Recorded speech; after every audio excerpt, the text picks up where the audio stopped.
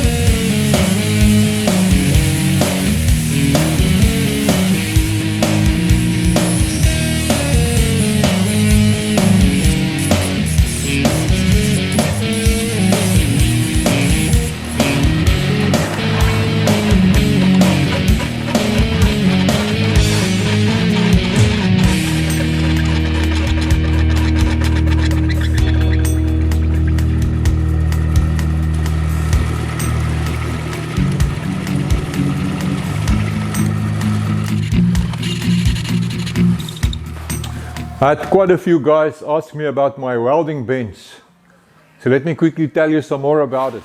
I bought it from a junkyard many moons ago. I really can't remember what I paid for it, but it couldn't have been much because I'm such a stingy bastard. What I can remember, it was a mission to get it here because it's so damn heavy. So in its glory days, it was this massive old woodworking machine. This top is 1.5 inches thick, 38 millimeters, cast iron, so it weighs a freaking ton. So essentially it was a giant upside down router. A massive shaft came through here, belt driven, that's how old it is. And then a cutter similar to this one would fit onto that shaft. And then obviously massive old electric motor, spin this at big speed. And then you would slide your piece of wood across here and shape it depending on the style of cutter. This wheel down here would be used to adjust the height of the cutter above the table. And yes, all of this down here, that I added this. These are just sockets, takeoff points for my electrical tools. My American friends might find this funny or strange. We've got 3-pin plugs here, different to yours, and our household power in South Africa is 220 volt. You guys have 110. And then we also have 380 volts, 3-phase. My lathe, for instance, runs on 380 volts, 3-phase. So this very solid and very flat table makes for a fantastic welding bench. But the disadvantage is that it's not very big. If I measure across here, I get 35.5 inches square, 900 millimeters.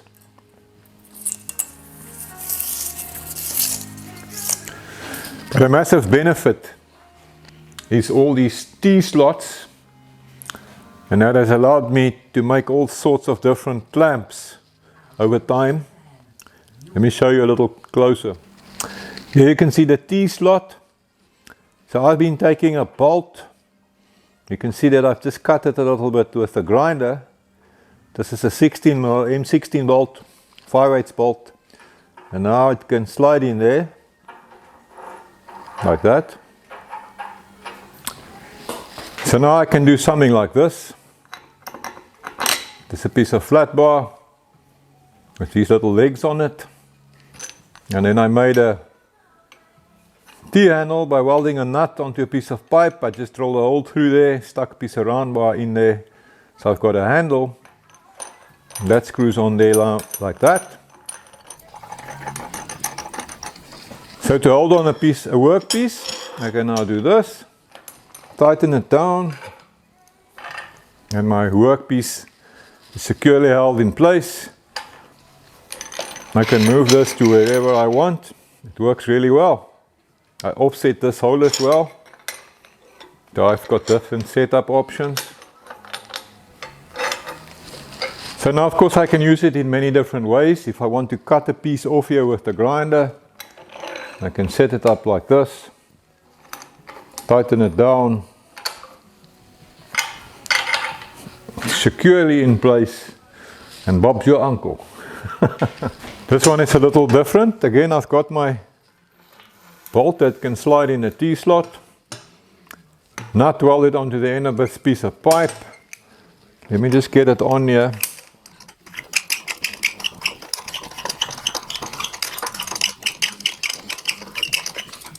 So that locks it into place if I want to move it.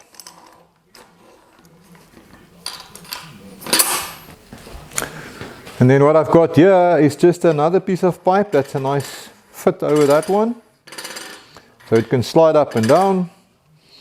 I welded some nuts on there, on the end of this piece of flat bar. Got that threaded bar there. Can run it up and down.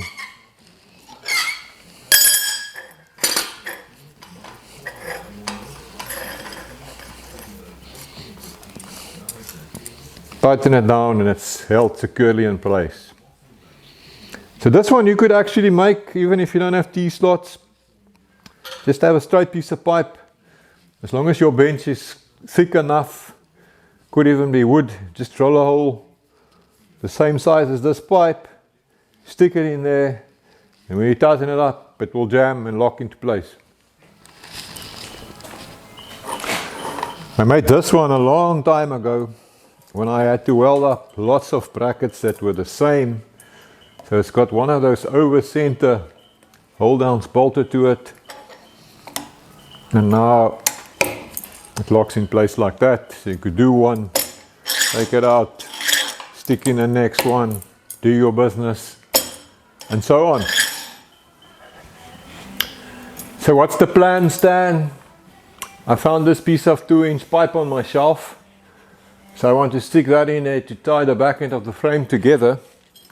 And then I made these gussets that I want to stick in like that to give this downward piece a little bit of more of a support in that direction.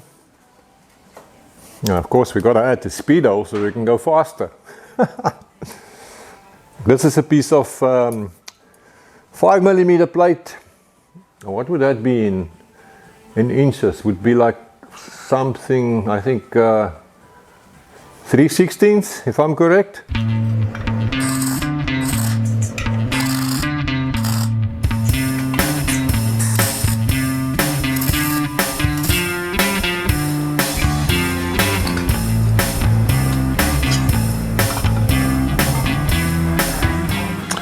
So when you're an OG like me and you're all alone, you need all the help you can get. So I've got my gusset clamped on with a piece of angle bar. That's holding it nicely in place for me. It works really well. These little guys are my best friends.